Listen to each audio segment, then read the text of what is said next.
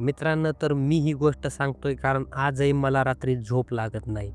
डोळे मिटले की मला रत्नागिरीचा तो रस्ता दिसतो, जो मोकळा प्लॉट आणि उभा असलेली इमारत. लोक कोकणाला स्वर्ग म्हणतात, पण प्रत्येक स्वर्गाखाली एक नरक लपलेला असतो. ही गोष्ट आजची नाही, पण मी ती स्वतः अनुभवली आहे. म्हणूनच मी तुम्हाला सांगतोय. मी रत्नागिरीला एका कामासाठी गेलो होतो. 2 दिवस राहायचं ठरवलं होतं. पहिल्या दिवशी सगळं अगदी नॉर्मल होतं. समुद्र, जेवण, लोकांचा साधेपणा. संध्याकाळी चहा पीत असताना तिथल्या एका माणसाची ओळख झाली. वय साधारण 50च्या आसपास. डोळे खोल गेलेले, आवाजात थकवा. तो मला म्हणला, "इथे रात्री फिरू नकोस."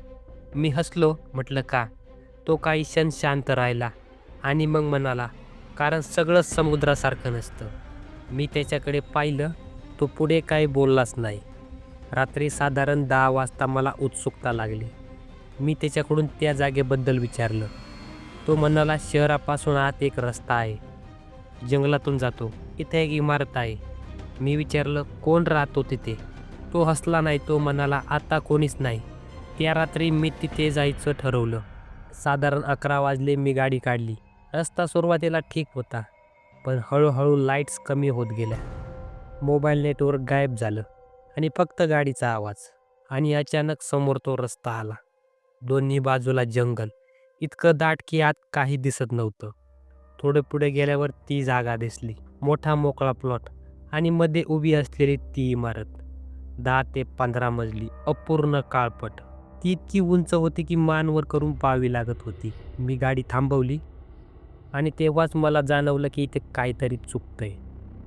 आजूबाजूला एकही आवाज नव्हता, ना गाड्यांचा ना वाऱ्याचा. मी मोबाईल काढला, रेकॉर्डिंग सुरू केली आणि तेव्हाच मोबाईल अडकला. Screen fridge. मी घड्याळात पाहिलं. वेळ होती 11:45. मला त्या माणसाचे शब्द आठवले. मी इमारतीकडे पाहिलं. वरच्या मजल्यावर एक खिडकी होती. तिथे हलकासा प्रकाश दिसला होता. तो लाईट नव्हता. तो जणू काही श्वास घेत होता. मी डोळे चोळले, पुन्हा पाहिलं. तो प्रकाश अजूनही तिथेच होता. मी गाडीतून उतरलो.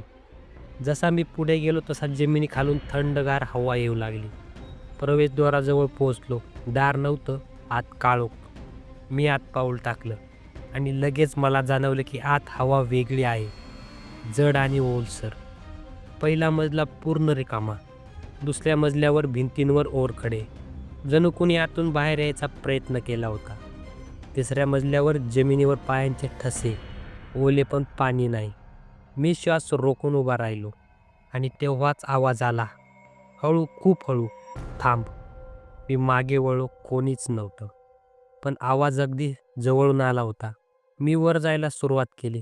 जसा वर जात होतो तसा माझ्या छातीवर दडपण वाढत होतं. 6व्या मजल्यावर मला पावलांचा आवाज ऐकू आला. मी थांबलो. आवाज थांबला. मी चालू लागलो. आवाज पुन्हा चालू झाला. 10व्या मजल्यावर पोहोचलो आणि तेव्हा मला जाणवलं की कोणीतरी माझ्या अगदी मागे उभे आहे. मी हळूच मागे वळलो. ती तिथे उभी होती. पांढरी मळलेली साडी, केस पूर्ण चेहऱ्यावर, डोकं खाली. ती चालत नव्हती, ती जमिनीवर तरंगत होती आणि ती बोलली, "तू उशिरा आलास." ती माझ्या समोर उभी होती. इतकी जवळ की तिच्या केसांतून येणारा ओलसर वास मला जाणवत होता. मी काही बोलायचा प्रयत्न केला, पण तोंडातून आवाजच निघेना. तिने हळूच मान वर केली आणि मी जे पाहिलं ते विसरता येत नाही. तिचे डोळे, ते डोळे नव्हतेच, फक्त काळोख. जणू आत काहीच उरलेलं नव्हतं. ती म्हणाली, "तुला माहीत आहे, तू कुठे आलायस?" मी मान हलवू शकलो नाही. ती हसली. तो हसणं नव्हतं, तो आवाज होता. ही इमारत कधीच पूर्ण झाली नाही आणि अचानक माझ्या डोक्यात चित्र दिसायला लागली. बांधकाम सुरू असलेली इमारत, मजूर, इंजिनियर, पैशांचा खेळ. पण पैशांनी जे बांधलं जातं त्याला किंमत द्यावी लागते. ही इमारत समुद्राजवळ आहे आणि कोकणात समुद्र फक्त पाणी नाही. जो रात्री येईल तो आत जाईल, जो आवाज ऐकेल ती त्या कराराची पहिली बळी होती. ती मजूर होती. रात्री इथे अडकली आणि परत गेलीच नाही. तिचा आत्मा इथे अडकला. ती म्हणाली, "मी इथून जाऊ शकत नाही, पण तू जाऊ शकतोस." माझ्या अंगावर काटा आला. मी विचारलं, "मग तू मला का थांबवतेस?" ती जवळ आली. इतकी जवळ आली की माझ्या कानात तिचा श्वास जाणवत होता. कारण कुणीतरी राहायला हवं होतं. त्याच क्षणी इमारत हलू लागली. भिंतीवर पाणी गळायला लागलं. पण ते पाणी नव्हतं, ते खारं होतं. समुद्राचा आवाज आत येऊ लागला. खिडक्या जोरात आपटू लागल्या. माझ्या कानात आवाज घुमू लागले. मी डोळे घट्ट केले. मनात एकच विचार पळायचा. मी धावत सुटलो. पायऱ्या संपतच नव्हत्या. आवाज माझ्या मागेच होता. आता उशीर झाला होता. मी खाली पोहोचलो. प्रवेशद्वार दिसलं आणि अचानक सगळं थांबलं. शांतता. मी बाहेर पडलो. जोराचा वारा. डोळे उघडले. मी जमिनीवर पडलो होतो. समोर ती इमारत होतीच नाही. फक्त मोकळी जमीन, झाडं, रस्ता. गाडी तिथेच होती. मी घड्याळ पाहिलं. वेळ होती सकाळी 5.